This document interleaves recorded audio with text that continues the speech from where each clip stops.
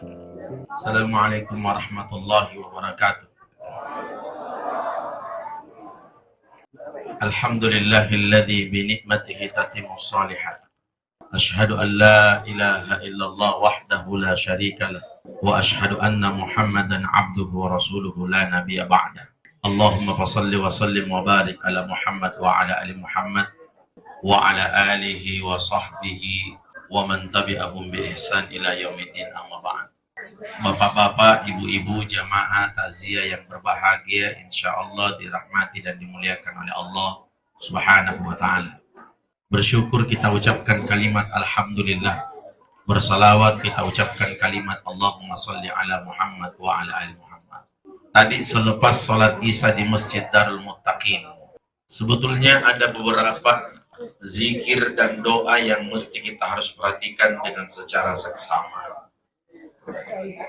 Yang dimana zikir dan doa itu ada hubungannya bagi mereka orang-orang yang hidup dan juga orang yang sudah kembali di hadapan Allah Subhanahu wa Ta'ala.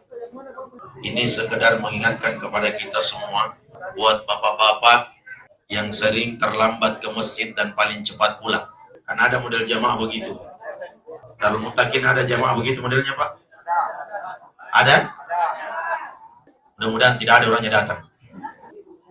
Tidak ada ucapan yang paling pertama yang keluar dari mulut seorang imam selepas memimpin kita sholat 5 waktu, termasuk sholat Isya yang telah kita kerjakan tadi, melainkan kalimat yang pertama adalah al-istighfaru thalatha ba'da sholatul mafruḍah.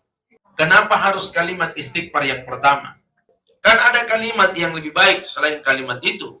Bapak Ibu, ini yang merintahkan adalah Rasulullah Sallallahu Alaihi Wasallam. Seolah-olah Nabi mengingatkan kepada kita semua bahwa istighfarmu itu sedang tidak menghalangi apapun aktivitasmu.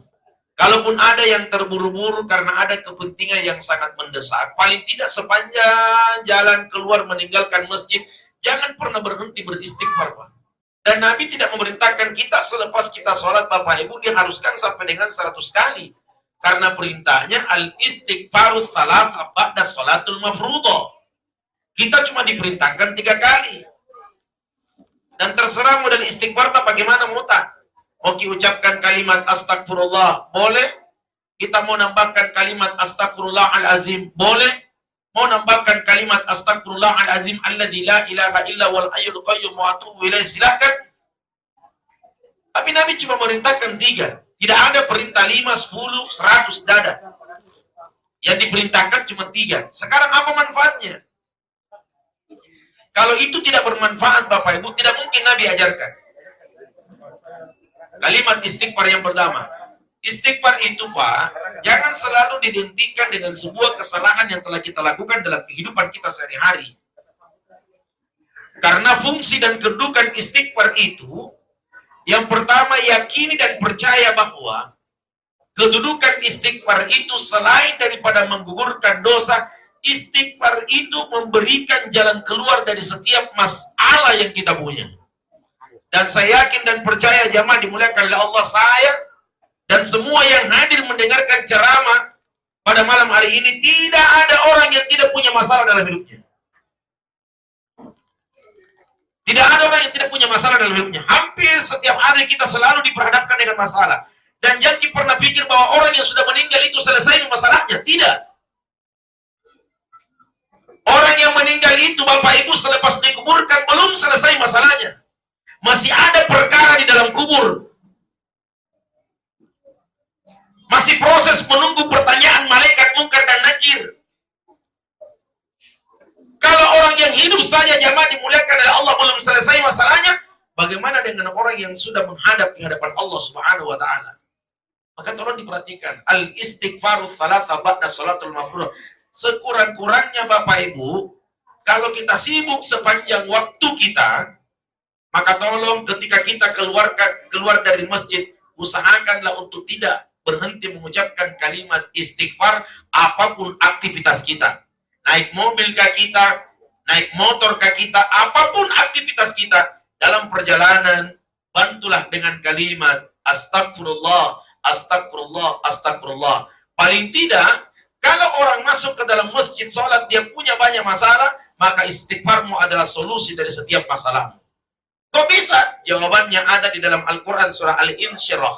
Wa inna ma'al usri yusra, inna ma'al usri yusra. Selesai. Yang kedua tabe. Fungsi istighfar Bapak Ibu. Istighfar itu bisa mendatangkan rezeki yang tidak disangka-sangka.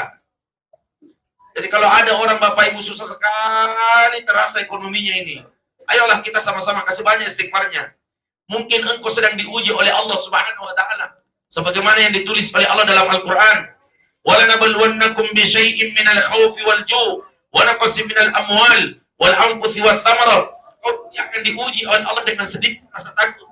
Allah tidak menguji kita banyak, cuma sedikit rasa takut. Yang lagi di atas takut pada saat dia jadi seorang pimpinan. Kalaupun dia jamaah dimuliakan, dititipkan pangkat dan jabatan, lalu kemudian di balik titipan itu, dia takut turun ke bawah. Dia takut terlengser ke bawah. Sehingga rasa takut itu ditulis oleh Allah di dalam Al-Quran. Kalau dia kaya, takut miskin. Kalau dia sakit, jamaah dimuliakan oleh Allah, takut mati. Dan itu telah ditulis oleh Allah di dalam Al-Quran jauh sebelum kita hadir di dunia ini. Dan istighfar ini Bapak Ibu fungsinya insya Allah dia mampu mendatangkan rezeki yang tidak disangka-sangka.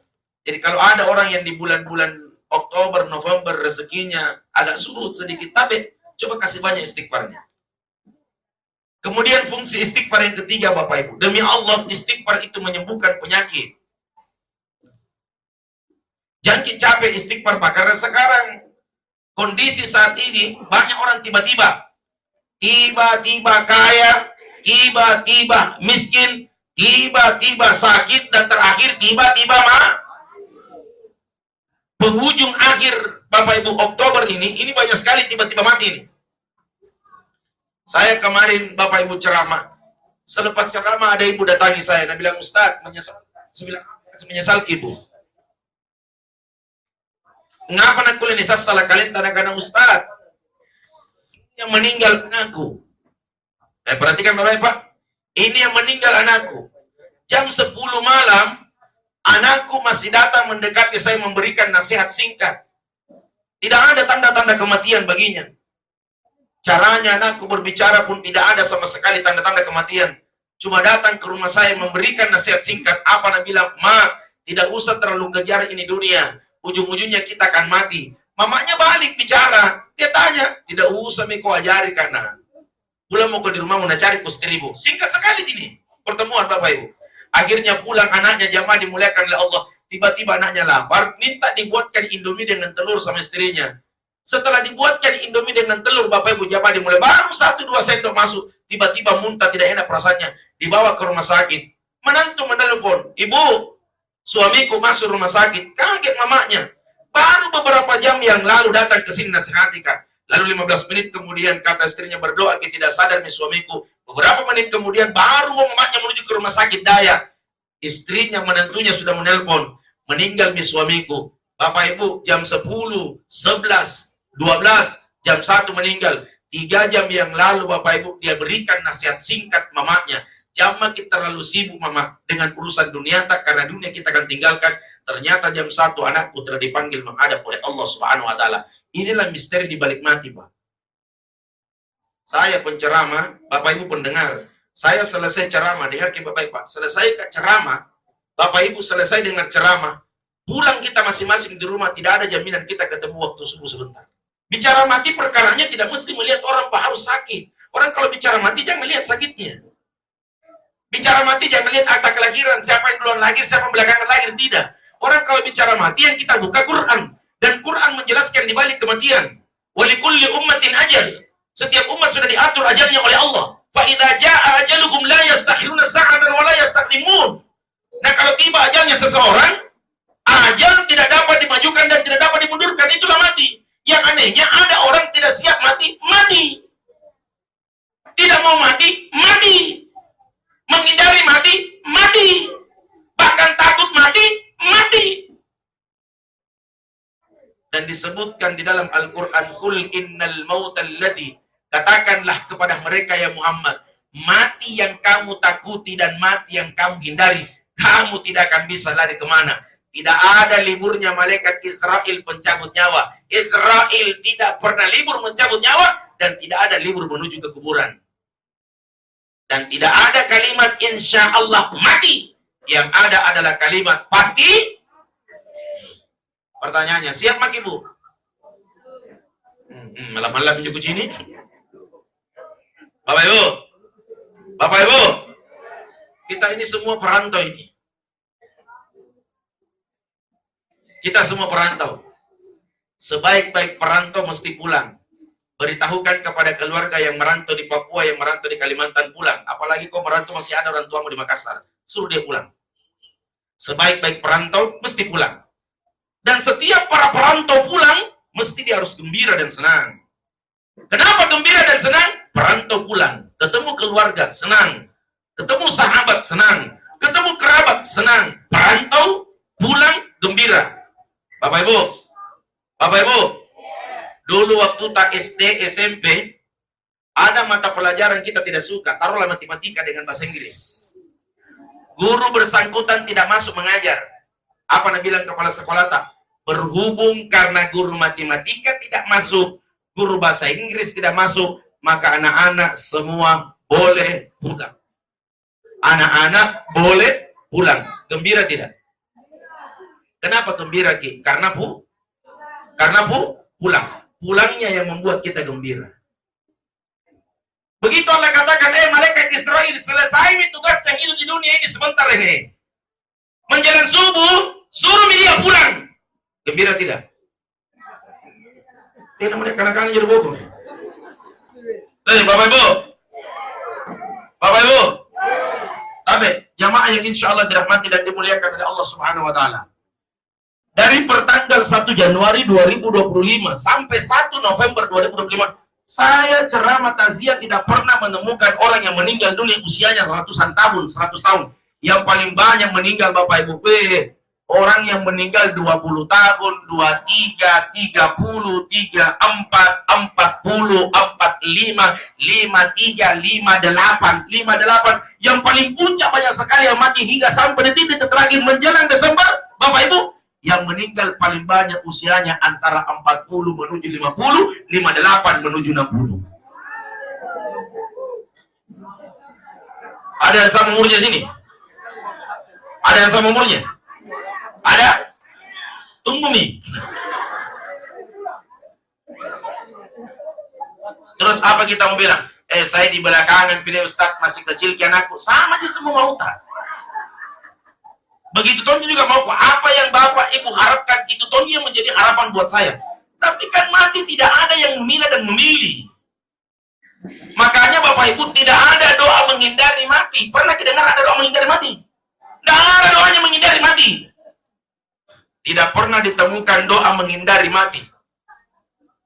Doa menghindari musibah ada, doa menghindari celaka ada, tapi terkhusus doa menghindari kematian belum pernah ditemukan ada satu ustadz dan kiai membaca doa tersebut yang dimuliakan oleh Allah. Karena mati tidak bisa dihindari, Pak. Saya kasih tahu kita, umur kalau sudah masuk 40 menuju 48, tabe, yang 40, 48, dengar kibabat. Jangan yang kata yang dengar saja. 40 menuju 48, tolong kasih kencang doanya. Berhenti maki ulang tahun. Itu kalau ada orang tua umurnya sudah 50, 60, 70 dan masih suka ulang tahun, berhenti maki ulang tahun. Saya kasih tahu Kibuna, itu setiap menjelang maghrib datang, setiap menjelang maghrib datang, itu umur tidak pernah bertambah.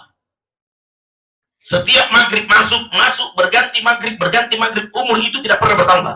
Tapi justru umur kita semakin hari semakin berkurang umur kita. Maka diketuk pintu langit dengan cara berdoa kepada Allah Subhanahu Wa Taala. Angkat tangan, teruslah bermohon kepada Allah. Kenapa? Tapi saya kasih tahu, pertama umur ketika sudah masuk 40 tahun, itu malaikat Israel sudah mulai memperhatikan wajah kita 70 kali sehari semalam. Masuk 48 menuju 50, kondisi kesehatan kita sudah mulai terganggu. Pinggang sudah mulai bermasalah. Dari pinggang kemudian turun ke lutut. Dari lutut turun ke kaki-kaki, ke betis. Dan rasa sakitnya ini Bapak Ibu, semua orang rasakan, umum ini. Kalau ada orang 15 menit dengar ceramah, tak sebentar miring ke kanan duduknya. Tak sebentar miring ke kiri. Tak sebentar nakas lurus kakinya. Tak sebentar nalipak kakinya. Itu ibu nalipak nih. Bapak Ibu, solusinya kasih kencang doanya. Kalau mau ke panjang umur, kasih kencang doanya, kasih perbaiki doa. Kemudian interaksinya. Semakin banyak orang yang doakan ki, semakin berpeluang kita berumur panjang. Makanya saya suka bombe-bombe. Kalau ada orang tua panjang umurnya, Bapak Ibu tanya. Saya punya nenek, alhamdulillah Bapak Ibu, kakek. Umurnya sudah mencapai 90 tahun lebih, bahkan lebih nih. Dia jamaah yang paling cepat ke masjid dan jamaah paling terlambat pulang. Tidak pulang ini nenekku, kakekku, kalau tidak pulang semua jamaah. Dia terakhir paling pulang. Karena dia yang pengen kuncinya masjid.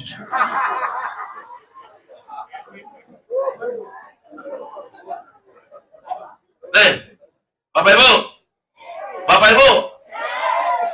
Di usia 90 tahun, istrinya saya tanya, baru kabar teriak, Assalamualaikum. Dari dalam, Waalaikumsalam. Ika Ustaz, iya nenek. Nake, niat ko na niat kan. Di usia 90 tahun matanya dari jarak kejauhan masih bisa karena tahu bilang saya yang datang. Lihat begitu. Bukan apa untuk rahasia apa nak boleh bajika pengotan tanah karena suke kurangan. Kau lupa nih. Kalau kau mau sehat matamu buka Quran, sehat matamu buka Quran, buka Quran, buka Quran, buka Quran, buka Quran, buka Quran. Orang tua dulu panjang umurnya jamaah dimuliakan oleh Allah Taala. Karena dia pelajari betul-betul itu Al-Quran, mengaji paling tidak zikir yang dia kuatkan.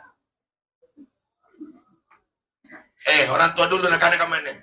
Kuna palu kandre na mutong kandre na apa nakana na kandre itu kok kandre baji ka bolika mato mutungan.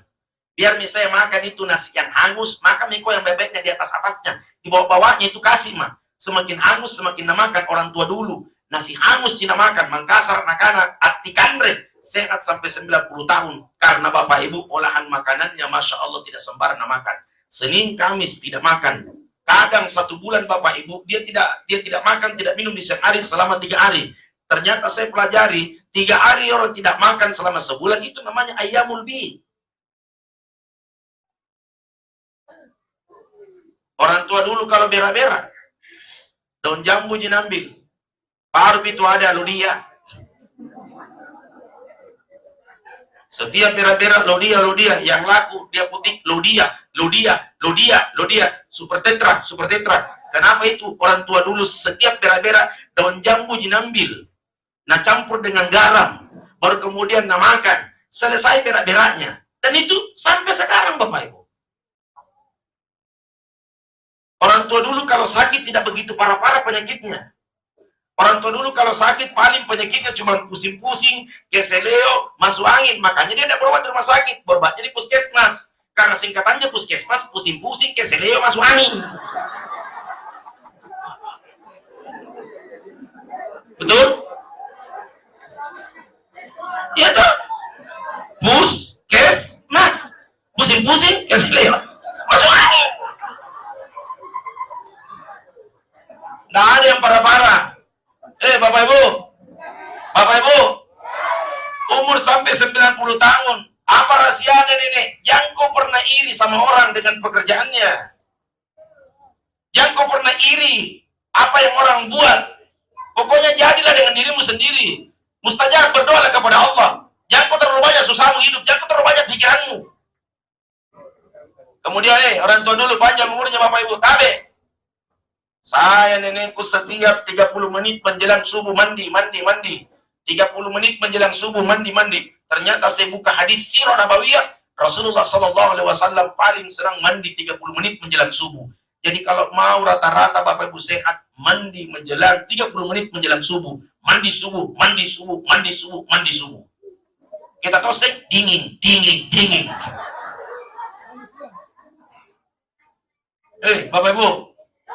Bapak Ibu, orang tua dulu kalau dia makan pandu cek aja jalannya dengan pandu marah. Dan itu legend sekarang. Tidak bisa hilang itu palu cela dengan palu mara. Dan itu enak. Raca-raca mangga. Orang tua dulu, Bapak Ibu, panjang umurnya karena olahan makanannya tahu palu cela di palu mara.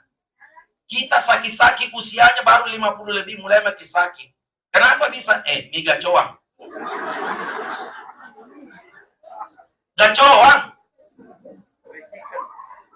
Gacoang. Datang lagi mie kitiau. Tahu mie kitiau? Mie kiti di kayau. Mie hokian. Mie titi. Ayam sempol. Oh, ayam sempol. Apa sokta? Datang lagi Bapak Ibu jamaah dimuliakan oleh Allah, bakso raksasa. Bakso mercon. Bakso rudal. Itu yang kasih takut Israel itu sama kita orang Bugis Makassar itu. Karena Israel ditanya, kenapa kau takut dengan orang Makassar? Dia bilang bahaya orang Makassar. Kita rudal, kita lempar, kita kasih meledak, itu senang makan nih. Ini mokian, mititi, usia 50 tahun, tapi mulai kisah-kisakitan. Kenapa? Produksi makanan kita, Bapak Ibu jamaah dimuliakan oleh Allah. Bahkan jarang kita berpuasa, itu yang membuat kita sakit, Bapak Ibu. Makanya tadi usia 48 menuju 50, kasih kencang doanya, berhenti maki ulang tahun. Bapak Ibu, saya pernah diundang ceramah ulang tahun ini. Dikasih naik pesawat PP, 30 tahun lebih jadi penceramah, baru saya dapat jadwal ceramah ulang tahun. Biasa saya diundang ceramah syukuran, ini ceramah ulang tahun. Saya tanya itu di bandara yang punya cara, tapi uang boleh tidak dirubah ini ceramahnya, jangan mati ceramah ulang tahun, karena kesannya kurang bagus kalau ceramah ulang tahun. Bagus barangkali kalau ceramah syukuran, dan bilang yang punya cara. Tidak Pak Ustadz, saya undang Pak Ustadz itu ceramahnya bukan ceramah syukuran, tapi saya undang ceramahnya ceramah ulang tahun. Sepertinya yang punya cara tidak bisa membedakan yang mana ceramah ulang tahun, yang mana ceramah syukuran. Di bandara saya tanya Google, tolong tunjukkan hadisnya ceramah ulang tahun. Nah bilang Google, tidak ditemukan. Tidak ada hadisnya ceramah ulang tahun. Bapak Ibu, 1 minggu saya tiba di Makassar, ada ibu telepon menangis. Ustaz, bisa lagi kembali ke sini Ustaz.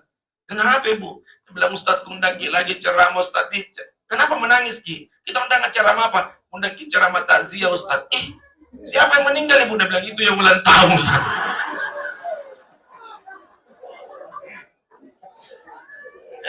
Bu, mau panjang umur? Mau panjang umur? Itu tadi lakukan itu. Doa kan tidak ada yang kalah hebat itu doa. Yang kedua sederhana sekali. Itu di dalam ini satu-satunya masjid di Darul Muttaqin di Minasofa, Darul Muttaqin masjid yang paling besar yang di dalamnya lihat warung luar biasa. Itu media untuk kalau mau lihat orang panjang umur itu ada semua di tempatnya di penjual itu. Bagaimana caranya Ustaz kita bilang panjang umur di situ sayang penjual? Coba maki buktikan pada percaya. Sesekali keluar dari masjid tabe, masuk makan di warung situ penjual bakso. Begitu enak makan tak jamaah lain keluar, tolong ajak dia makan. Kalau dia senyum, Bapak Ibu jamaah dimuliakan oleh Allah, maka malaikat memberikan rahmat bagi orang yang bisa membuat orang tersenyum. Saya Bapak Ibu kalau pergi ke ceramah takziah selalu ke satu paket dengan pengaji. Karena setiap selesai ke ceramah, saya pasti makan sama yang mengaji. Dan setiap Bapak Ibu selesai ke ceramah, saya tidak mau ditraktir sama yang mengaji. Selalu saya traktir, tidak mau dibayarkan. Banyak nih. Di belakangku tidak jauh ya. Tentu bertanya Ustaz, kenapa kita selalu traktir orang? Dari segi isinya amplop Pak, lebih banyak amplopnya penceramah daripada pengaji.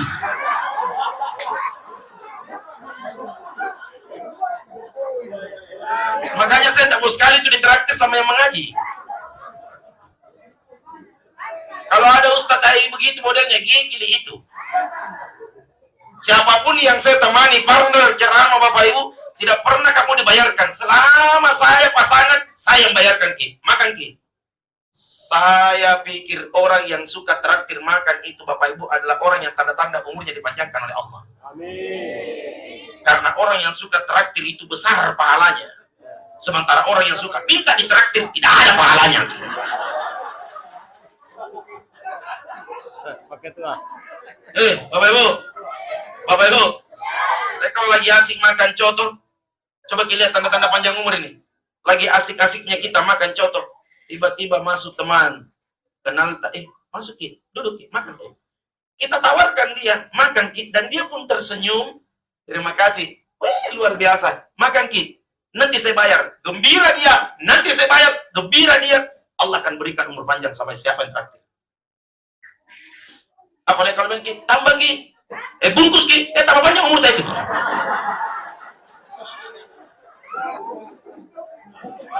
Akhirnya orang yang kita traktir makan ini nawea semua temannya ke sini ku Jepang. Enggak apa-apa. Masuk 2 saya bayar, masuk 3 nanti saya bayar, masuk 4 nanti saya bayar, masuk 5 saya bayar, masuk 6 nanti saya bayar, masuk 7 saya bayar, masuk 8 mulai bilal boleh nantak. Masuk 9 saya bayar, masuk 10 supaya tidak bertambah 11 cepat datang kasir. Berapa?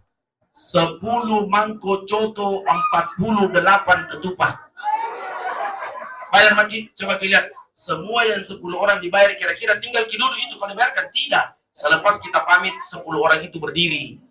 Ada katik semua satu-satu kemudian ada tepuk pundak. Tidak ada yang ditraktir makan kepala ada tepuk. Orang cari gara-gara itu. Tahu enggak makna menepuk pundak? Sembari menepuk pundak, mulut berucap dengan doa. Terima kasih banyak traktiran tak. Mudah-mudahan Allah panjangkan umur tak. Itu ucapan pertama itu mengucapkan orang yang kita traktir itu. Mudah-mudahan Allah panjangkan umur tak. Amin ya Allah. Allah tambahkan rezeki tak. Amin ya Allah. Allah mudahkan urusan tak. Amin ya Allah. Allah sehatkan badan tak. Amin ya Allah. Yang tidak ini itu kalimatnya terakhir. Mudah-mudahan ketemu lagi besok. Ya kan belum tentu kita ketemu besok. Iya toh? Selesai traktir orang ini makan, pergi mati sholat zuhur Darul Muttaqin. Selepas sholat zuhur, kau angkat tanganmu, hadapkan ke atas langit. Ataukah misalnya selepas azan sholat sunnah, kau angkat tanganmu. Karena antara azan dengan iqamah ada doa yang tidak ditolak oleh Allah. Rajin-rajinlah kalian berdoa di antara azan dan iqamah. Ada doa yang tidak pernah ditolak oleh Allah antara azan dengan iqamah. Angkat tangan, bermohonlah kalian kepada Allah. Allahumma inni nas'aluka tulal umri bitta'ah wa khtim lana bil a'mali shalih. Kasih panjang umurku ya Allah. Kasih panjang umurku ya Allah. Masih banyak dosaku ya Allah. Kasih panjang umurku ya Allah. Saya ingin menebus dosaku dengan memperbanyak berbuat baik. Ahsanu amala. Karena yang Allah pilih bukan yang banyak amalnya, tapi yang paling baik amalnya. Selepas kita berdoa, malaikat berkata di atas langit, amin ya Allah. Pikir kita berdoa minta panjang umur, malaikat yang aminkan. Kira-kira apa penyebabnya? Kenapa malaikat terlibat mengaminkan orang yang berdoa minta panjang umur tadi? Jawabannya, malaikat memuji dan menyenangi orang yang suka traktir makan. Makanya rata-rata orang suka traktir makan itu, insya Allah panjang umurnya. Dan orang yang suka minta ditraktir pendek umurnya. Yang mana itu orangnya itu yang selalu berteriak, adakah?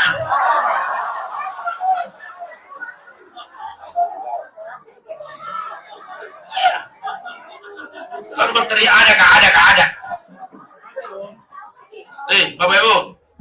Bapak Ibu, perkara mati misteri Pak almarhum masih anak-anak ini.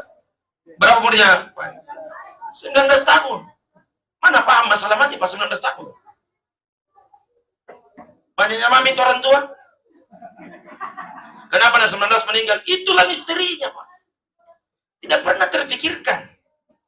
Dan ini almarhum jauh sebelum dia lahir sudah diperlihatkan oleh Allah catatannya. Nanti kau mati ini, nanti ada yang mati tenggelam, nanti ada yang mati melahirkan, nanti ada yang mati sakit, nanti ada yang mati dibunuh, nanti ada yang mati terbakar. Itu sudah diperlihatkan itu. Tinggal orang tua bagaimana caranya kita bersabar. Dan hebatnya ketika ada anak yang meninggal di usia seperti ini, mamanya sedih dan menangis dan mengangkat tangannya bermohon kepada Allah, boleh jadi selamat anaknya karena doanya ibu tidak pernah ditolak oleh Allah Subhanahu wa taala. Dua wanita yang hebat dan istimewa yang tidak pernah ditolak doanya oleh Allah. Yang pertama, doa seorang ibu yang menangis hampir tiap hari mendoakan anaknya. Yang kedua adalah doa seorang istri yang terzalimi, disolimi oleh suaminya. Baru lolos P3 karena ceraikan istrinya.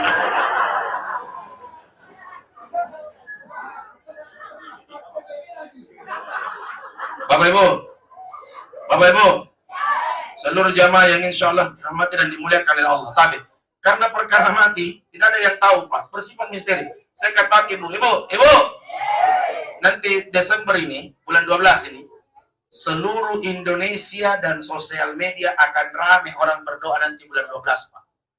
Dia makin nanti. Masuk Desember, seluruh Indonesia, hanya Indonesia saja, dan sosial media akan ramai orang berdoa bulan 12. Apa doanya? Allahumma barik lana.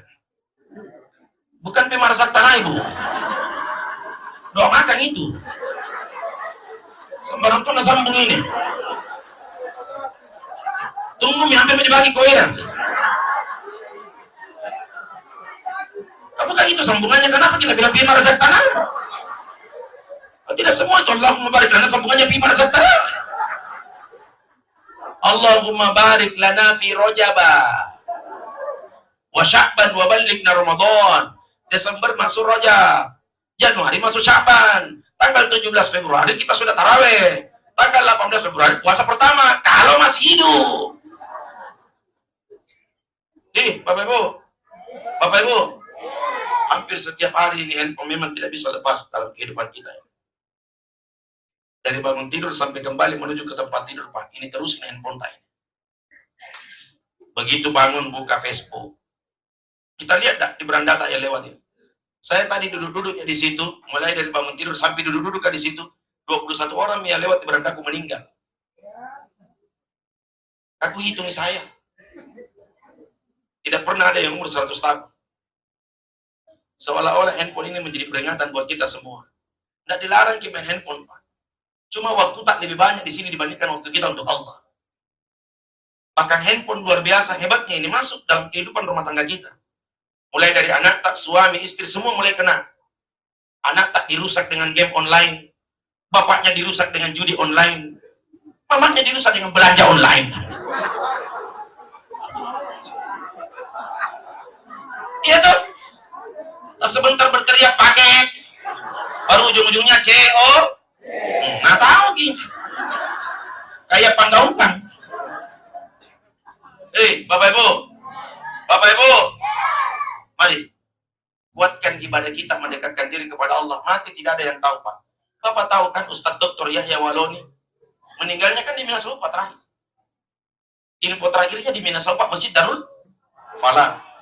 Pukul 5.00 Ustadz Dr. Yahya Waloni. Dengarkan Bapak Ibu. Ustadz Dr. Yahya Waloni pukul 5.00 dia tinggalkan Hotel Prima menuju ke Masjid Bapak Ibu Ade Agung Jalan Manunggal. Khutbah Idul Adha. Beliau pesan terakhir, tidak ada tanda-tanda kematian baginya, tidak ada. Coba mau mati di situ Pak, tidak jadi. Tidak jadi khutbah Jumat di Darul Falah. Tidak ada tanda-tanda kematian. Pesan terakhir beliau karena beliau tidak makan daging. Beliau senangnya makan ikan. Disiapkan ikan. Pukul 10 lewat 30 menit, Ustadz Dr. Yahya Waloni meninggalkan Masjid Ade Agung menuju ke Masjid Darul Falah. Siapa yang bisa menyangka Bapak Ibu jamaah dimuliakan oleh Allah? Di khutbah kedua selepas beliau tutup dengan kalimat, Barakallahu li wa lakum fil Qur'anil azim wa nafa'ani fihi minal ayati wa dzikril hakim. Fataqabbalallahu minna wa minkum tilawatahu aqulu qouli hadza fastaghfirun innahu wal ghafurur rahim. Lalu kemudian beliau terjatuh dan dinyatakan meninggal dunia. Bapak Ibu, begitu dapat berita meninggal dunia, tabe, dikirimlah videonya ke saya, dan saya lah orang yang paling pertama menyebarkan video itu setelah dikirimkan ke saya. Tidak kurang dari 20 menit video itu beredar, Bapak Ibu jamaah dimuliakan oleh Allah. Sudah ribuan yang tonton, Pak. Dan itu komentar-komentarnya orang yang saya lihat cuma 2 kalimat. Al-Fatihah, Husnul Khotimah. Al-Fatihah, Husnul Khotimah. Orang meninggal itu kan butuh 40 orang baik-baik mendoakan. Nah ini 1000 lebih. Makanya berbuat baik memang lagi. Dulu kan yang catat 2 J. Malaikat Raqib dengan Atid. Sekarang bertambah 1 netizen. Ya kan netizen yang doakan itu. Al-Fatihah husnul khatimah. Kami para ustadz di Makassar itu cemburu, para kiai cemburu dengan kematian Ustadz Dr. Yahya Waloni. Apa yang membuat cemburu di balik kematian itu? Satu, Ustadz Dr. Yahya Waloni meninggal di hari Jumat. Kita pikir mati bisa dipesan. Bu, kira-kira mati bisa dipesan? Maukah saya mati hari Jumat deh? Kira-kira bisa? Tidak bisa dipesan itu mati. Dari sekian banyaknya ustadz yang pandai berceramah tentang kematian, belum tentu bisa mati di hari Jumat. Ustadz Dr. Yahya Waloni dipilih oleh Allah matinya di hari Jumat. Yang kedua, Bapak Ibu, kenapa istimewa sekali itu mati di hari Jumat? Karena ada hadisnya. Orang yang meninggal di hari Jumat itu, Bapak Ibu, jamaah dimuliakan oleh Allah, dari menjelang maghrib sampai maghrib berikutnya, dia tidak akan diazab dan tidak mendapatkan siksaan dalam kubur. Makanya itu pilihan, banyak orang meminta itu. Berdoa memang makin baik karena hari Senin ini. Hari Senin ini lusa toh? Tidak lama Jumat. Yang kedua, Ustadz Dr. Yahya Waloni meninggal dalam keadaan kondisi berwudu. Matinya orang yang berwudu dengan tidak berwudu, kualitas matinya berbeda. Lebih bagus orang mati dalam keadaan berwudu daripada mati tidak dalam keadaan berwudu. Makanya Nabi pintar. Dia sampaikan kepada para sahabat. Sahabat dengan itu sampaikan semuanya. Berwudu lalu sebelum tidur. Karena tidurnya orang yang berwudu dengan tidurnya orang yang tidak berwudu, kualitasnya masih jauh lebih baik tidur dalam keadaan berwudu daripada tidur tidak dalam keadaan berwudu. Berikutnya beliau meninggal, Bapak Ibu jamaah dimuliakan oleh Allah. Tapi di saat menyampaikan khutbah, saya baca biografinya beliau. Salah satu cita-citanya memang beliau kepingin mati di atas mimbar dan Allah kabulkan. Baca lagi, ada biografinya. Istrinya WA saya, karena ada terakhir infonya, dia mau jual mobilnya yang masih ada di Minnesota. Ustadz tolong bantu saya, mobilnya Pak Ustadz masih ada di Minnesota. Bantu, Ustadz tolong disebarkan supaya bisa dijual. Saya bilang, iya Ibu Haji, insya Allah saya siap bantu. Salah satu keinginannya Bapak Ibu yang saya baca di biografinya beliau, beliau memang bermohon kepada Allah bisa mati, Bapak Ibu, dalam keadaan khutbah di atas mimbar. Dan ternyata doanya dikabulkan oleh Allah. Saya kutip dengan hadis Nabi, ternyata mati itu tergantung kebiasaan, Pak. Matimu akan dibuat oleh Allah tergantung kebiasaanmu. Kalau kau senang begini, mati begini. Coba lihat Bapak Ibu jamaah dimuliakan oleh Allah. Ada orang rajin berzikir, itu yang bapak-bapak ibu-ibu yang rajin pegang-pegang tasbih digital itu di jarita itu tabe. Tolong pertahankan itu tasbih-tasbih tak di jarita itu, yang kasih hilang itu jadi saksi. Karena matimu tergantung kebiasaanmu. Kau senang berzikir, kau mati berzikir. Kau senang baca Quran, kau mati baca Quran. Kau senang sujud, kau mati sujud. Kau tidak salah juga di Masjid Al-Muttaqin ada orang pernah Bapak Ibu ditemukan meninggal dunia dalam keadaan sujud. Yang viral adalah di Masjid Antang, Rumnas, Darun Naim. Seorang guru besar yang meninggal Bapak Ibu sebelum masuk waktu subuh, beliau sholat 2 rakaat, dibangunkan, ternyata tak bangun nih. Lihat kebiasaannya. Kalau kau sujud, kau sedang sujud, kau mati sujud. Saya ceramah Bapak Ibu di Rapuci ini, protokolnya menangis. Saya tanya, kenapa kita menangis Ibu? Dia bilang yang meninggal omku Ustaz, tidak sakit, dengan agarnya. Nah, terus bangun makan sahur, selepas makan sahur pergi sholat subuh, selepas sholat subuh pergi kerja. Seperti orang umumnya yang sehat Ustaz, tidak ada keluhan, tidak ada tanda-tanda kematian. Selepas itu Pak Ustadz pulang kerja, baru kau udah mau istirahat, buka bajunya, menjelang berbuka puasa, tidak enak perasaannya, sakit perutnya Ustaz. Dan kami bergegas meninggalkan rumah menuju ke rumah sakit. Tidak sampai di rumah sakit Ustaz, meninggal di perjalanan. Yang kasih menangis Kak Ustaz, karena itu omku kodong puasai. Tidak minum dan tidak makan, nah bawa ki puasanya mati. Saya bilang itu orang meninggal dalam keadaan berpuasa, dia siapkan tempat namanya Ar-Rayyaan. Beritahukan kabar gembira buat istri dan anaknya. Nanti bapakmu itu dia masuk di pintu khusus, pintunya orang yang berpuasa. Nama pintunya Ar-Rayyaan. Apa kebiasaannya? Suka puasa, diwafatkan dengan cara berpuasa. Kau senang zina, kau mati berzina. Jadi kenapa mitem di sidrap yang viral ya? Sesudah berzina kemudian dibunuh. Ya itu viral itu. Masih sempat beri info kepada lobby. Tolong jaga Kak di luar karena saya lihat tamu ini agak lain. Dibunuh. Sehabis berzina, dibunuh. Jadi bagaimana mitem di hotel Bapak Ibu? Begitu saya diundang ceramah, Nabila yang punya cara Ustaz jangan singgung-singgung perselingkuhan. Karena perusahaan itu ada atur di ceramahku. Dia bilang, kenapa ini Ustaz? Tidak perlu kita sebut, karena meninggal Ustaz. Di mana meninggalnya? Meninggal di hotel. Rumahnya tidak jauh dari hotel Bapak Ibu. Kenapa toh itu pergi di hotel? Allah takdirkan dia matinya di hotel, tidak ditakdirkan matinya di rumah. Dan naudzubillah, diceritakan kronologisnya setelah diputar CCTV-nya. Bapak Ibu, ditemukan wanita muda masuk ke dalam kamar, dan naudzubillah orang ini meninggal dalam keadaan kondisi telanjang. Kira-kira kalau telanjang Bapak Ibu, apa yang telah dia perbuat? Ya orang ini berzina. Matimu tergantung kebiasaanmu. Kau senang berzina, kau mati berzina. Tunggu mi. Kau suka berzina, kau mati berzina demi Allah. Kau senang judi, kau mati judi demi Allah. Kau senang mabuk, kau mati dalam keadaan mabuk. Matimu tergantung kebiasaan. Ada ibu-ibu mungkin kurang enak dia dengar itu, langsung tuh bilang, Ustaz, yang bilang begitu, kak kemarin juga itu penceramah, sementara ceramah itu Ustaz berteriak, langsung tidak ada perasaannya. Udah dengar itu mati Ustaz sementara ceramah. Saya bilang ada juga kemarin ibu sementara dengar ceramah mati. Kau sudah mau kuku kasih takut, kenapa lu kasih takut lagi? Lalu itu dia bilang, maaf Ustaz, sementara cuci piring jadi mati, istrinya cuci piring tiba-tiba mati. Kenapa? Dia bilang, Ustaz, ada kak duduk di sampingnya, cuci piring jadi langsung jatuh mati. Terus kenapa? Kaget kak Ustaz, karena di sampingnya kak. Untung bukan kau. Apa yang kasih kaget? Cuci piring Ustaz, nanti mana aja bicara sementara cuci piring, tiba-tiba jatuh Ustaz. Mati. Saya bilang, tidak perlu kaget, ada orang joget mati. Ada orang live menyanyi TikTok mati. Kita lihat yang viral itu, ibu-ibu sementara menyanyi, datang suaminya tikam. Masih kita ingat itu. Sementara karaoke langsung tiba-tiba suaminya tusuk dari depan. 2 kali tusuk, mati toh? Mati. Jadi hal yang tidak perlu ditakuti kalau ada orang sementara Bapak Ibu mencuci dan mati. Tidak perlu orang kaget-kaget. Kalau sementara mencuci dan mati. Yang kasih kaget-kaget orang kalau baru-baru sudah mati dan pergi mencuci, itu bahaya. Biar saya layak juga. Dan itulah misteri di balik mati. Tidak ada yang tahu, Pak. Bapak Ibu. Bapak Ibu. Tidak siap mati-mati. Tidak mau mati-mati. Pokoknya mati, Bapak Ibu. Jemaah dimuliakan oleh Allah. Selalu hadir dalam kehidupan kita. Maka cerdasnya kita adalah dari bangun tidur sampai kembali menuju ke tempat tidur, Nabi cuma ingatkan kita kata-kata mati.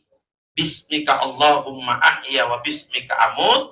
Alhamdulillahilladzi ahyana ba'dama amatana wa ilaihi nusyur. Kata-kata mati semua diajarkan Rasulullah sallallahu alaihi wasallam. Maka dekatkan dirimu kepada Sang Pencipta, Allah Azza wa Jalla. Percayalah Bapak Ibu, tanda-tanda orang yang husnul khatimah ini supaya mati dalam keadaan husnul khatimah.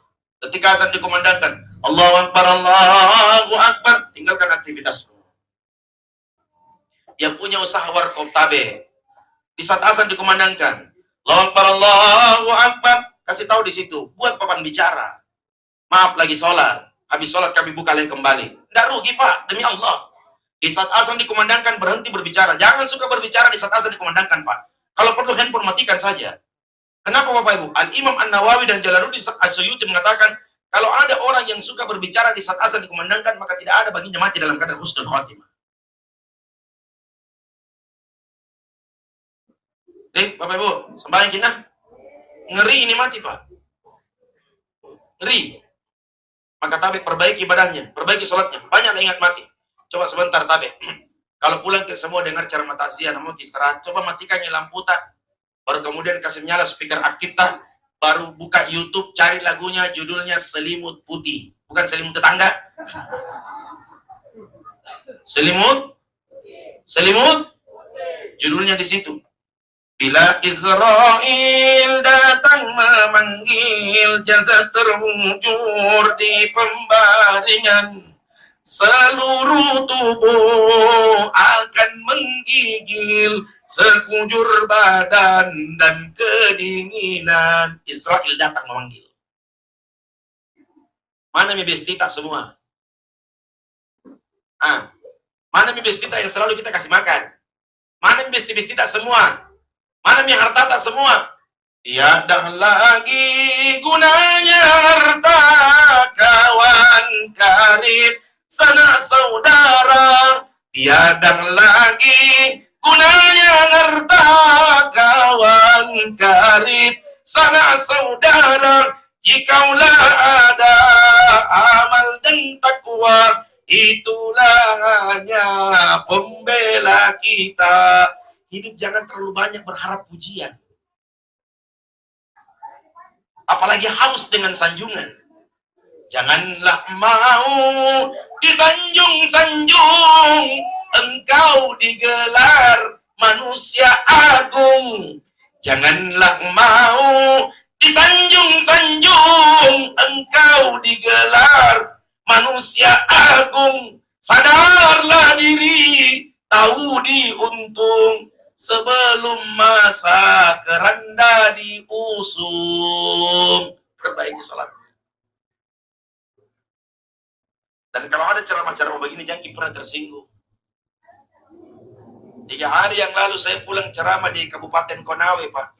Saya bahas tentang pangkat titipan, jabatan titipan, harta titipan. Bahasa Quran mengatakan wa tilkal ayyamu nudawiluha bainan nas. Tidak ada yang pantas kau banggakan dengan pangkatmu, jabatanmu, hartamu, karena itu hanyalah sekedar titipan yang diberikan oleh Allah. Masih mau pusat menceramahku, ada kode Kak Ustaz, tinggal 2 menit lagi. Ternyata yang kode Kak ajudan seorang pejabat jabat dimuliakan oleh Allah yang tidak terima dengan ceramah saya seperti itu. Saya satu boy. Susah Pak kalau orang tidak mau diceramahi. Nah ini semua titipan. Bapak Ibu, jangan lagi bicara pangkat jabatan harta. Ini nyawa yang kita pakai ini. Ini sertifikat, ini nyawa ini. Hak guna pakai ini. Bukan hak milik. Hak guna pakai. Kalau kepunyaan Allah, dia akan ambil hari ini juga apa daya dan kekuatan manusia. Qalu inna lillahi wa inna ilaihi. Sudah selesai hidup. Jangan sombong. Itu banyak-banyak dibaca surat At-Takatsur. Alhaakumut takatsur hatta zurtumul. Banyak-banyak dibaca itu. Takatsur.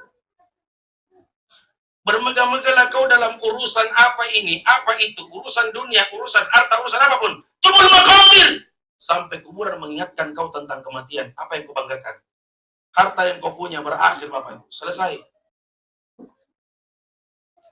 Baru kita dilantik jadi kepala dinas, jabatan, baru kita dilantik kepala dinas. Tuh ada kemarin, rektor, Bapak Ibu. Baru dilantik rektor meninggal. Belum dikodong dia rasakan bagaimana enaknya jadi rektor mati. Ada yang baru dilantik jadi bupati, Bapak Ibu, mati. Sementara futsal, mati. Hari ini kau dilantik, Bapak Ibu, jadi kepala dinas. Minggu berikutnya kena stroke. 20 orang antrian sudah mau ganti posisi kita. Datang antrian 20 di situ nih. Pergi kita lihat di rumah sakit. Mirip mulut tak bisa lagi bergerak. Yang 20 orang bilang, mudah-mudahan saya haki puang. Panjang umur tak puang, mati amami tak kuci ini. Itu semuanya tinggal kenangan. Perbaiki salatnya, Bapak Ibu. Bapak Ibu, jangan kita tersinggung, jangan bangga, jangan merasa hebat. Semua dititip oleh Allah Subhanahu wa taala. Bapak kaya, jangan bangga dengan kekayaan, Pak. Buatlah investasi akhirat. Masjid berpeluang, Pak. Bantulah orang-orang yang lapar. Berikanlah sedekah kepada orang-orang yang berhak. Jadi dermawan, Bapak Ibu jamaah dimuliakan Allah. Perlihatkan kedermawanan kita bahwa merasa apa yang Allah berikan kepada kita hanya bersifat titipan. Dan semua yang Allah kasih ini akan dihisap. Baju-baju tak di rumah ibu, itu baju semua dihisap itu. Semakin banyak dasar tak di rumah 100.000 dihisap semua itu. Pak, kopiah, baju, ini semua dihisap ini. Itu tuh baju tak semua itu dihisap itu. Semakin mahal harganya baju tak, semakin mahal harganya jam tak, semakin mahal harganya sendal tak, semakin mahal harganya tas tak ibu, semakin mahal harganya pakaian tak. Semua pakaian itu akan dihisap jadi kemudian. 40 hari berturut-turut kau tidak gunakan beribadah, dihisap jadi kemudian. Termasuk sarung tak. Kadang-kala bapak tidak bisa membedakan itu tonji tidak pakai sarungnya sholat, itu tonji tidak pakai tidur. Kenapa tidak ganti-ganti? Banyaknya itu sarung tak susun-susun di lemarinya. Ujung-ujungnya kalau mati nanti siapa itu yang ambil sarung? Papa Langiri, Papa Soso, Pangi-mangi, Patalaki, Pacu. Ini 5 yang punya sarung ya. Kenapa aku tidak sedekahkan? Kalau punya sarung banyak, simpan di Masjid Darul Muttaqin. Siapa tahu ada musafir, mau sembahyang tidak ada sarungnya. Setidaknya itu jadi pahala. Kemudian itu sarung itu. Itu kau bangga tak susun-susun sarungmu dalam lemari. Cap gajah duduk, cap gajah berdiri, cap gajah jongkok. Mangga 3, mangga 2, mangga 1, mangga macan. Kau bangga itu semua sarungmu. Kau tidak pernah sedekah sarung. Nanti dari kemudian yang punya sarung yang merahnya cap gajah dulu tidak pernah bersedekah. Dari kemudian Allah perintahkan itu gajah suruh dudukin yang punya sarung itu.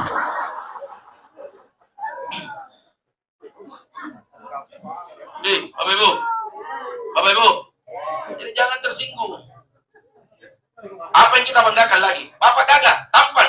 Pak, dengarkan bapak-bapak gagah, dengarkan bapak-bapak tampan, yang kulitnya glowing, yang kulitnya putih. Dengarki, malam pertama sampai malam ketiga, kulitmu berubah drastis, hitam warnanya. Kenapa? Pembuluh darah pecah, kulitmu akan hancur, dagingmu akan disantap oleh ulat dan cacing tanah. Jangan sombong. Relatif itu ketampanan dan kecantikan.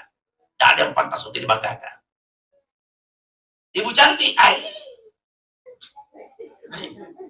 Bu, cantik semua orang sanjung kecantikan, tapi kalau mati siapa mau sanjung lagi? Satu persatu mulai menghilang ini kecantikan. Paksa memang putih mukata. Kasih putih mukanya napa baru membangkin. Sampai di bahwasanya kau akan mati. 3 malam jadi di dalam kubur. Ini saja bayangan ibu saya berdiri karena ada cahaya. Begitu lampu ini mati, bayangan pun akan pergi meninggalkan saya. Bayanganku saja tidak pernah setia, apalagi di tubuh. Bapak Ibu, apa kita banggakan? Alis. Kamu kan kita ibu. Yang begitu juga tersinggung kan? Saya kan tidak bermaksud untuk menyinggung ji. Itu tomo yang begitu. Apa kita banggakan? Alista mati ini bulunya jatuh. Kulitnya ini kan yang tumbuh ini alis di luarnya, ini kulitnya ini yang dimakan ini, alisnya jatuh. Jangan sombong. Apalagi bulu mata yang cantik. Pakai bimam itu bulu mata. Biar kita siap pakai bimam. Satu kali bicara goyang matanya dapat dia gue. Pakai bimam. Ujung-ujungnya kapan kita mati Bapak Ibu? Ditarik semua. Tidak boleh ada benda-benda palsu masuk ke tubuh, masuk ke liang lahat. Cabut itu bulu matanya. Cabut. Itu yang meninggal owner itu, ada owner meninggal, dia tanam bulu mata, disuruh cabut keluarganya. Cabut itu bulu matanya. Dan yang suka kasih hilang-hilang ini kasih bulu mata ini. Orang tua dulu itu kalau jatuh bulu matanya di pipinya ambil gitu. Orang simpan di atas kepala. Orang pada bilang ada rindukan mana? Jatuh bulu matamu di pipimu. Orang tua dulu itu.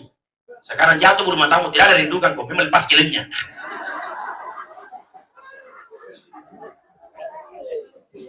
Bapak Ibu, kau bangga dengan hidungmu? Saya ceramah masalah operasi hidung Pak, ada 10 owner WA Kak.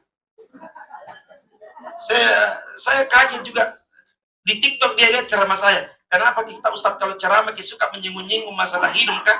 Saya bilang saya tidak menyebut nama owner. Yang salah itu kalau saya ceramah kemudian saya sebut nama. Silakan Anda pidanakan. Saya mencari perumpamaan bahwa celakalah orang-orang yang suka merubah hidungnya. Jangan kau pernah rubah-rubah hidungmu. Jangan kau pernah operasi hidungmu. Kalau itu mina kasihkan kau Tuhan terima mi. Lakukan kalian salah biasa ditakuin. Jangan kau pernah operasi di hidungmu. Karena mau mati. Itu tersinggung nih. Ada yang terakhir kubenya itu tidak kundang mako. Jangan mako.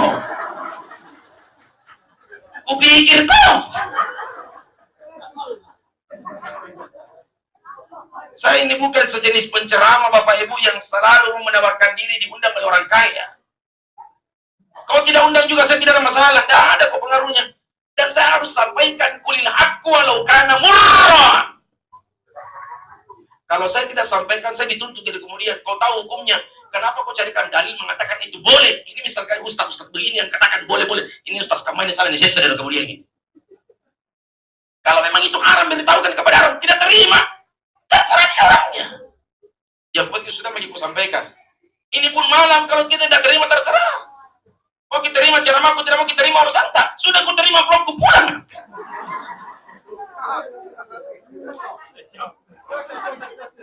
Bapak Ibu, 170 juta dibayar Operasi plastiknya di luar negeri 170 juta. Setengah mati kau tarik benang ini naik. Anu baca nasaran Allah Ta'ala besok panan naik. Tanah bunuh kalian naik. Idongo. Kalau banyak uangmu, kasih sedekah uangmu. Nggak usah kau tampil begitu, kasih sedekah uangmu supaya bermanfaat. Tapi kalau hidung yang kau bayar 270 juta, dagumu kau bayar 300 juta, ujung-ujungnya kau mati hilang semua. Itu lihat Santi yang viral, secantik-cantiknya Santi, lihat Bapak Ibu, saya tampil di Kendari sama dengan Santi jamaah dimuliakan oleh Allah, terbang saja rohnya begini Pak. Nah itu manajemennya langsung tutup, saking hebatnya cantiknya. Tapi di saat sekarang Bapak Ibu mulai muncul di sosmed, lihat mukanya Asanti. Tidak ada orang tidak kenal Asanti seluruh Indonesia Bapak Ibu. Uangnya banyak, tapi di saat muncul di sosial media jamaah dimuliakan oleh Allah, mulai ini pipi masuk ke dalam. Belum pintu mati nah masuk pipinya. Jadi jangan makin merasa kecil hati kalau kita P-nya begini, terima Ibu. Ibu, itu orang P-nya itu, dengar kurang baik. P-nya,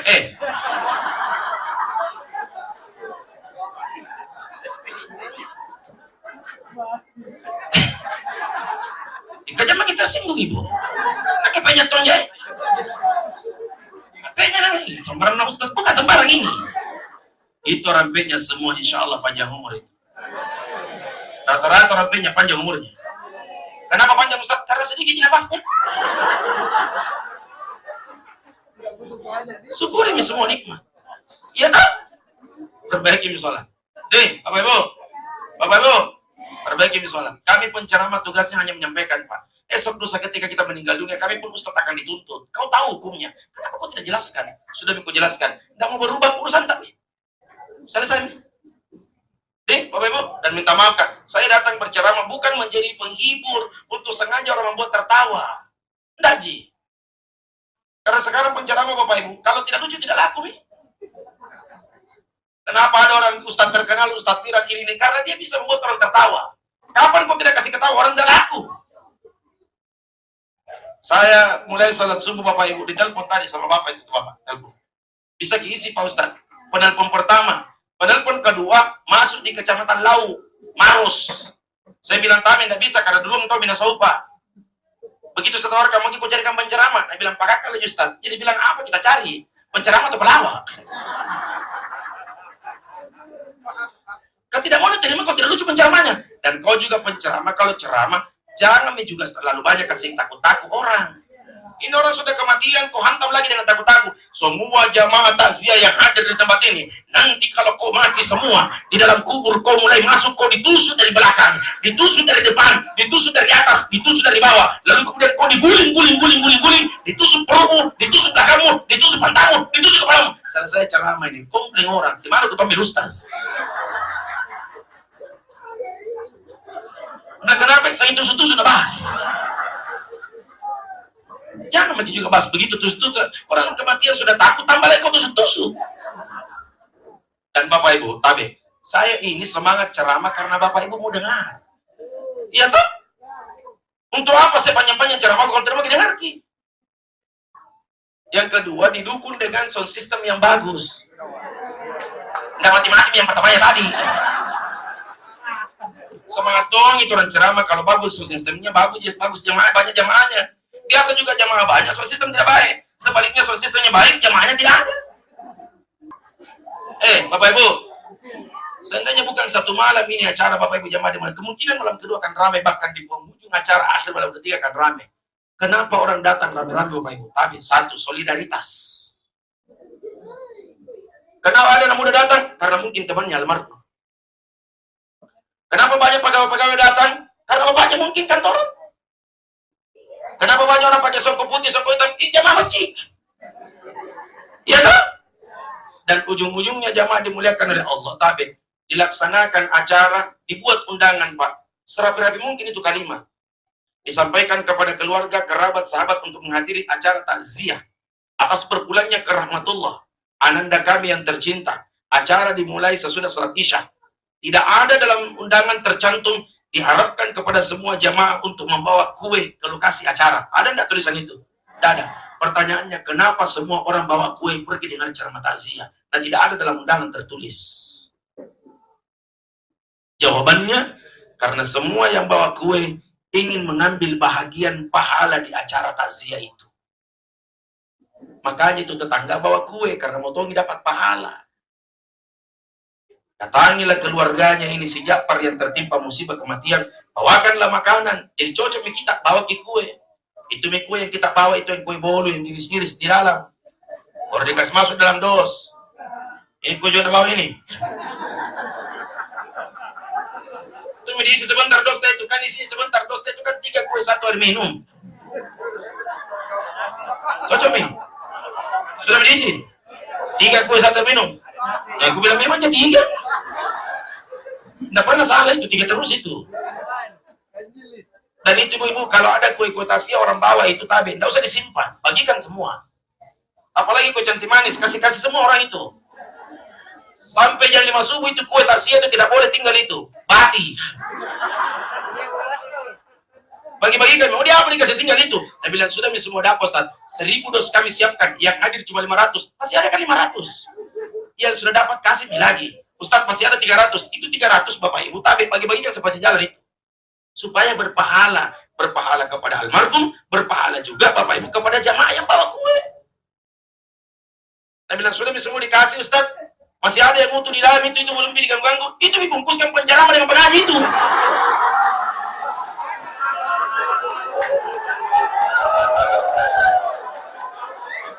Kenapa kesempit sekali cara berpikir?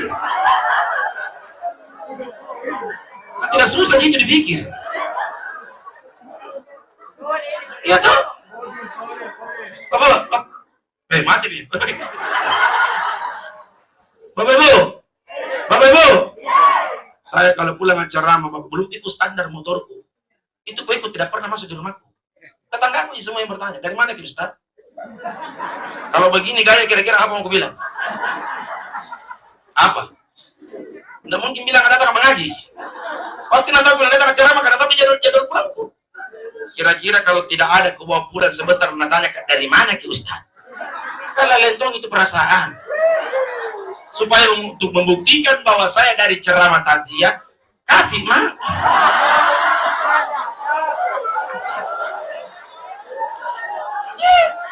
Oh masuk yang punya rumah. Berarti tersinggung itu. Masih. Kalau ada paling alhamdulillah kalau ada. Kalau tidak ada usahakanlah.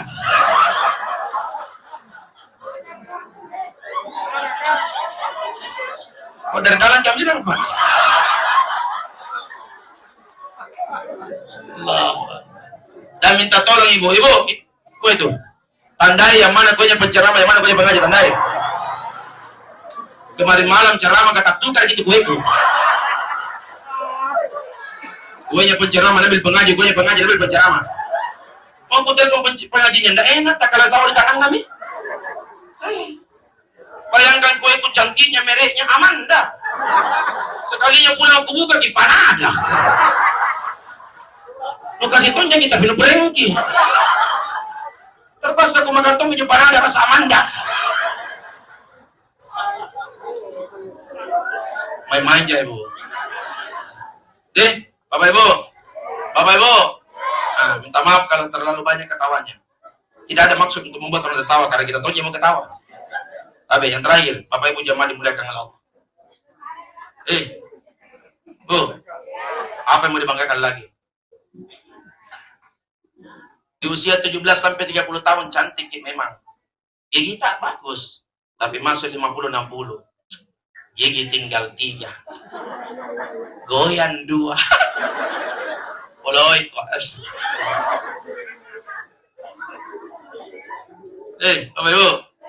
Bapak Ibu, itu orang tua dulu itu sehat-sehat panjang umurnya. Bayangkan, ini daun tobo-tobo ini. Saya maaf ya Bu, saya padukan sedikit karena saya penggemar beratnya Dr. Zaidul Akbar. Ini daun ini manfaatnya luar biasa. Makanya orang tua dulu ini selalu pakai ini. Daun serikaya, sirsak, Pak Daukan, nak ada Makassar kata? Ya tahu Bu? Daun paliasa. Obat-obat herbal termahal itu luar biasa. Baya, mengkudu. Luar negeri orang jadikan ekstra buah mengkudu, cocok. Dibuat, diramu, lalu kemudian dijual kembali di sini, di Indonesia. Datanglah kita konsumsi, setelah diminum, mengkudu, tumbuh liar Bapak Ibu jamaah dimuliakan oleh Allah. Tanda obatnya yang paling bagus ketika buahnya jatuh, lalu kemudian kita minum, seolah-olah jantungmu akan berteriak, terima kasih banyak mengkudu. Kau telah menyelamatkan jantungku. Kolesterol jahatmu akan pergi meninggalkan itu. Kenapa? Karena ternyata buah mengkudu tidak senang. Maaf, kolesterol jahat tidak senang dengan baunya buah mengkudu. Kalau ada orang yang pekerjaannya, hidupnya bergantung kepada manusia, siap bagi kecewa. Kecewa, Ki. Tapi kapan kita bergantung kepada Allah? Allah tidak pernah kecewakan kita.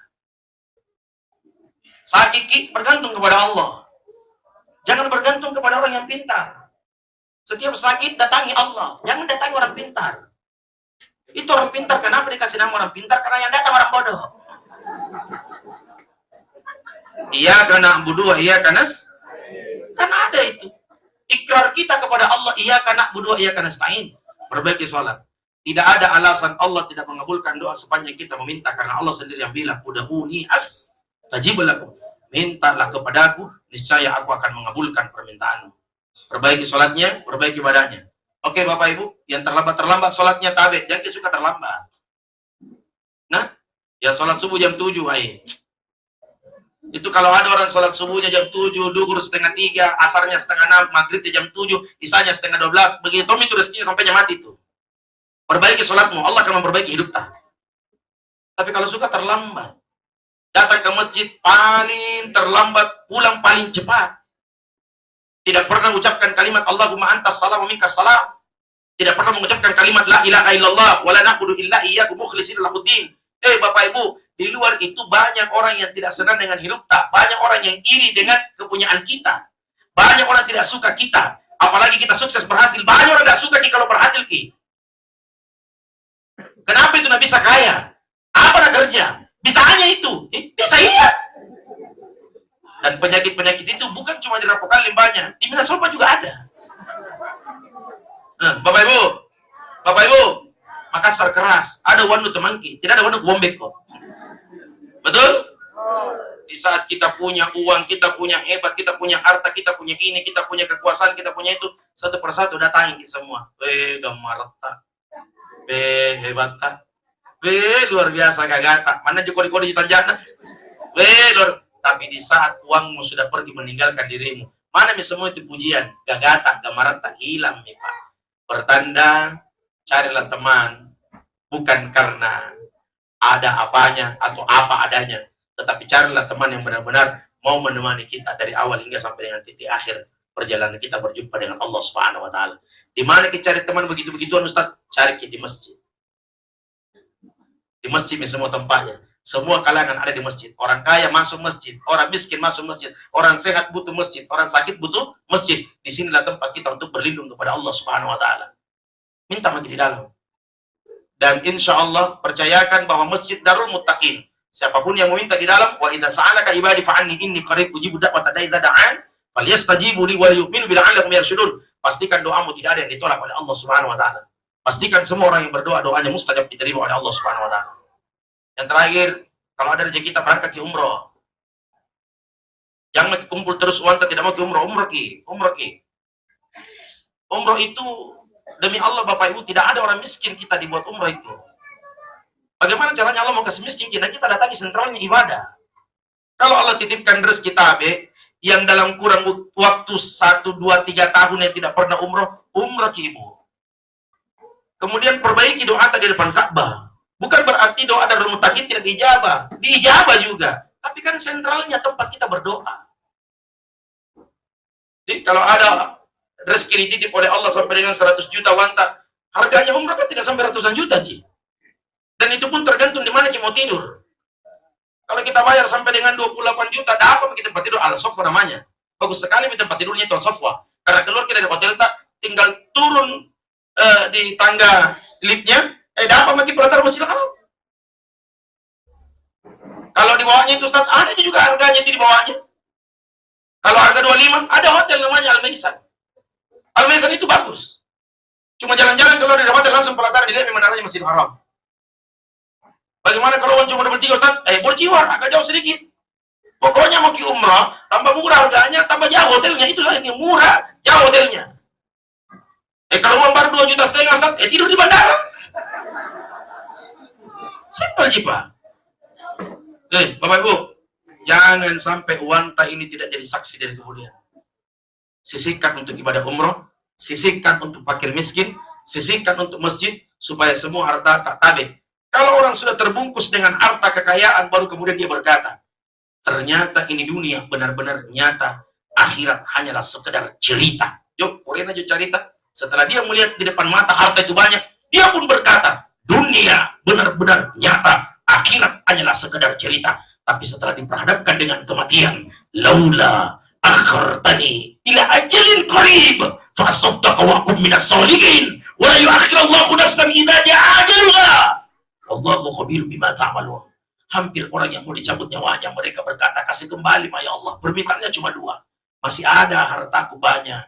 Saya akan memberi makan kepada orang yang lapar. Saya akan menyumbang masjid ya Allah. Tuh perkataannya itu. Yang kedua, wa akum minas sholihin, yang tidak pernah sholat baru mau memperlihatkan bukti kesalehannya di hadapan Allah. Tatkala malaikat Israel sudah berdiri di atas kepalanya, mengepakkan kedua sayapnya. Apalagi tidak bisa makin bergerak.